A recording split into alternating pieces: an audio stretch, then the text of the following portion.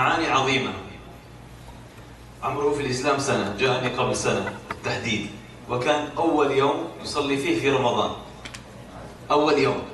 ومما قال عجبت، يمكن أخذ منها الجملة هذه، قال عجبت من المسلمين بعد رمضان كيف انفضوا. وأول يوم كان لك قال ما شاء الله ما شاء الله، الحرم المكي. قال بعد رمضان عجبت، يعني ما الذي غيرهم؟ سيحدثكم إن شاء الله. يا إخواني والله شعرت أن إخواننا الذين يدخلون في الإسلام أكثر معرفة منا بالإسلام وحرصا، لأنهم يدخلون عن علم، يعملوا ريسيرش يعني بحث، تماما مثل واحد ورث مالا عن أبيه، أخذ المال عن أبيه طيب طبعا هذا الوارث لا يهتم كثيرا، وآخر كد وتعب حتى صنع ثروة، فأيهما أكثر حرص؟ الثاني، يعني وبينه واحد. أكثر حرص هو الذي كد وتعب لأنه يعرف من أين خرج، أما ذاك فقد ورثه، الذي جاء والذي مضى، فهم أكثر حرصا لأنهم أكثر علما حقيقة. وعلمهم علم يرتبط باليقين، فيه يقين. يذكرك بقول سحرة فرعون اقضي ما أنت تقاض، إنما تقضي هذه الحياة الدنيا. وأيضا تجدهم أنهم يتغيرون تماما لأنهم قد ذاقوا مرارة البعد عن الله ثم استشعروا حلاوة اللذة بالقرب من الله سبحانه وتعالى. في الحقيقة لا أطيل عليكم، نقضي معه هذه اللحظات يحدثنا كيف دخل الإسلام، كيف عرف المسلمين، وماذا وجد في الإسلام إن شاء الله.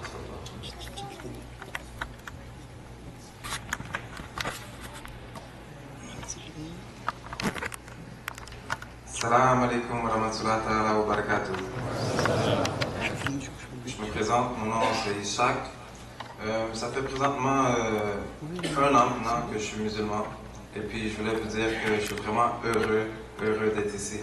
Alhamdulillah, je suis reconverti à l'islam. Mon histoire est très simple. À 18 ans, il y a une connaissance qui m'a parlé de l'islam. Il m'a présenté le Coran, voulait me parler un peu de l'islam, mais à 18 ans, je n'avais pas la tête à ça. Donc, ça a arrêté là. 10 ans plus tard, est arrivé un événement. J'ai rencontré une autre connaissance qui m'a parlé de l'islam. Là, j'avais l'intention, comme je voulais écouter plus, j'étais plus ouvert. Donc, j'écoutais, et puis ça m'intéressait beaucoup. La seule affaire, c'est qu'après, cette personne-là m'a promis de me donner un Coran, il ne me l'a jamais donné, donc ça arrête là. Après ça, dans ma vie, il est arrivé un événement. Moi, j'étais chrétien. J'étais chrétien comme tous les autres chrétiens. On est chrétien, mais on ne pratique pas. Et puis, il est arrivé un événement où je me suis retourné beaucoup plus vers la religion. Donc, j'ai commencé à lire la Bible. J'ai lu la Bible au complet. Et puis, j'étais sérieux dans mon affaire. Là. Je prenais des notes. Je voulais vraiment... J'étais vraiment croyant dans la religion. Donc, mais en lisant la Bible, j'ai remarqué qu'il y avait des contradictions. Donc, dans un évangile, il compte une histoire, puis dans un autre évangile, c'est la même histoire, mais une contradiction. Puis, c'est ça, je ne comprenais pas vraiment là, mais je me suis dit, ah, mais c'est le livre de Dieu. Donc, c'est ça. J'ai la foi, puis je vais laisser ça aller. Après ça, j'ai continué dans cette voie-là pendant un certain moment. Et puis, il est arrivé un autre événement encore dans ma vie qui m'a fait commencer à faire des recherches sur l'islam. Donc, à ce moment-là, j'ai commencé à lire le Coran. J'ai commencé à lire d'autres livres de savants qui ont étudié l'islam, qui ont fait des études de la Bible et du Coran. Donc, dans mes recherches, j'ai remarqué les miracles du Coran. J'ai appris que le Coran était sans faille, que le Coran... j'ai aussi remarqué, qu'est-ce qui m'a choqué le plus, en premier lieu, c'est parce que j'avais aucune connaissance de l'islam. Donc, tout ce qu'on voit dans les médias, c'est qu'est-ce que je pensais que c'était l'islam. Et puis quand j'ai commencé à lire le Coran, j'ai remarqué qu'il y avait les mêmes prophètes. Il y avait le prophète Moïse, il y avait le prophète Abraham. Donc je me suis dit, ah mais c'est la même histoire. La seule chose qui me causait un problème pour moi, puisque j'étais chrétien, c'était que Jésus, c'était pas le Fils de Dieu. Mais après mes recherches, j'ai vraiment remarqué que la Bible, il y avait trop de failles, puis que ça a été modifié par les humains. Et puis le plus que je faisais mes recherches, le plus que je devenais croyant dans le Coran, et puis que je commençais à adopter l'islam. Donc, c'est ça. Après ça, je me suis converti. Je me suis converti à l'islam. Et puis, depuis ce moment-là, ma vie a beaucoup changé. Avant d'être musulman, on peut dire que j'adorais l'argent. Toute ma vie, je voulais, comme la plupart des jeunes aussi à l'extérieur dans cette société, on pense que pour réussir, il faut être riche, il faut avoir beaucoup de biens, il faut avoir un poste ou un bon poste au travail. En tout cas, l'argent compte beaucoup dans la société où ce qu'on vit. Et puis, j'étais une de ces personnes-là. Moi, je me suis dédié vraiment à cette mission-là de ramasser de l'argent, qu'en fin de compte, quand on veut vraiment quelque chose, on réussit. Donc, j'ai réussi, et puis j'ai vraiment amassé une fortune dans ma vie passée. J'ai vécu la vie de luxe. On peut dire, un exemple, la dernière voiture que j'ai eue dans ma vie, c'est une Porsche. Puis c'était pas n'importe quelle Porsche non plus. C'est une Porsche 911 Turbo. C'est pour les gens qui connaissent. Comme j'étais vraiment c'est juste pour montrer comme le niveau de vie que j'avais était vraiment élevé. Donc j'avais les grosses maisons, les grosses autos, presque toutes les grosses autos que les jeunes veulent, j'ai eu. Tout ce que les jeunes ou même les adultes veulent, j'ai eu. J'ai vécu dans les... En tout cas, c'est juste un petit résumé comme ça pour dire que tout ce que le monde veut, ou tout ce que les jeunes veulent dehors, mais je l'ai eu. Et puis, quand je me suis converti l'année passée, juste avant le Ramadan, je suis venu au Ramadan, je suis venu à la mosquée ici, à Badr, et puis j'ai rencontré des frères, et puis juste le premier contact de la prière, parce que c'est ça, j'ai sauté un petit morceau là, j'ai appris, quand je me suis converti, j'ai rencontré un frère, il m'a appris à prier, tout ça, mais c'était pas à la mosquée. Donc, après ça, je suis venu à la mosquée, et puis juste le contact avec les gens, puis comment, je sais même pas comment on peut expliquer, qu'est-ce que j'ai ressenti en venant à la mosquée, ça valait plus que tout ce que j'ai eu dans ma vie. Donc, avant, juste pour récapituler, avant, qu'est-ce que j'aimais le plus? C'était pas sortir dans les clubs, c'était pas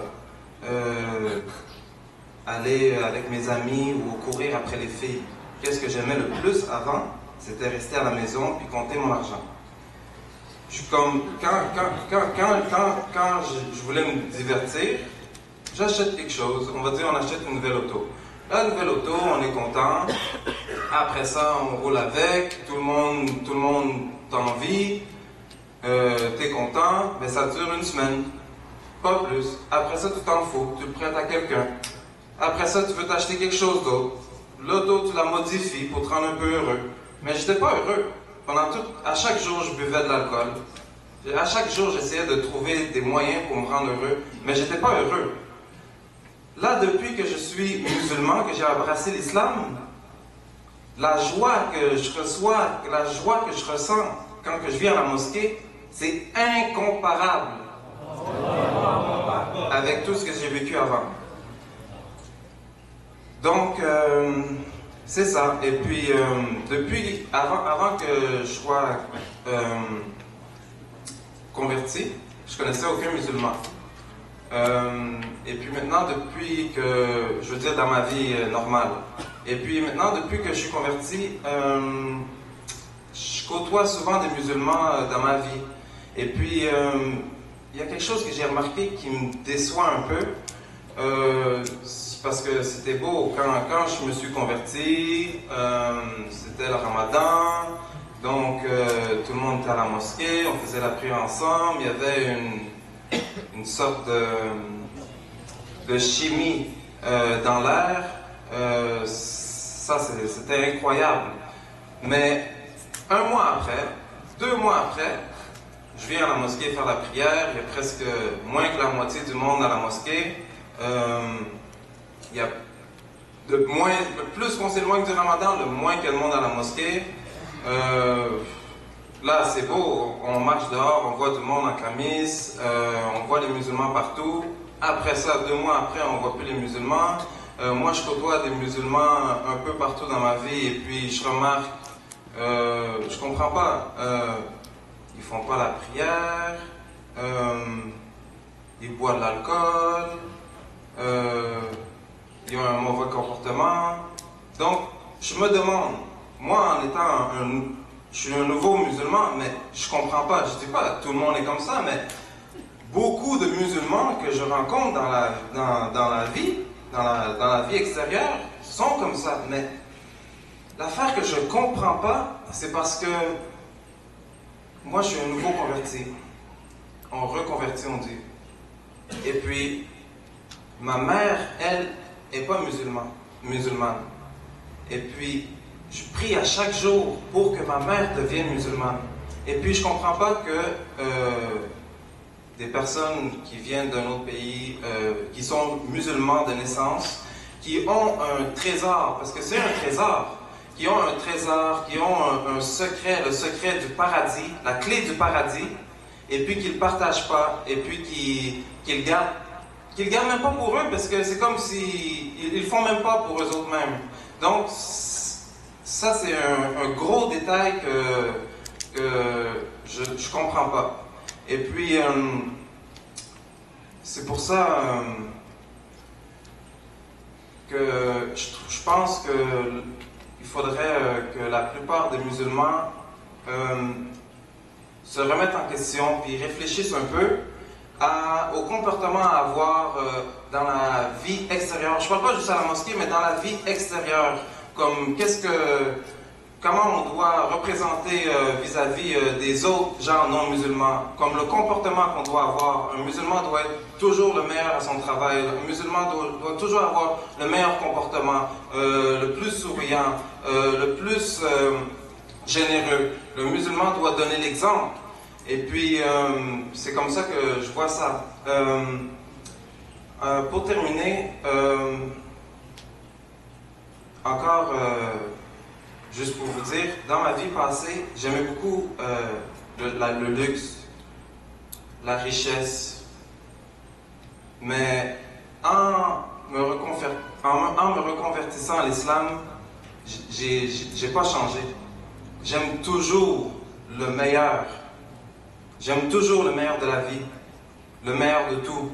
Mais la seule chose que j'ai appris quand j'ai embrassé l'islam, c'est que le meilleur, le luxe, c'est pas dans cette vie-là, c'est dans la vie de l'au-delà. Et puis pour y arriver, il faut travailler fort. Et c'est pour ça que j'ai pas changé. J'aime toujours le luxe. Mais le luxe, c'est au paradis. Donc, c'est quelque chose à y penser. Alors, c'est ça. Salam alaikum.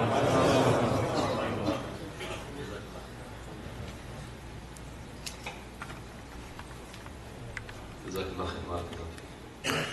ان شاء الله نكون اخذنا العبره ان شاء الله. بارك الله فيك.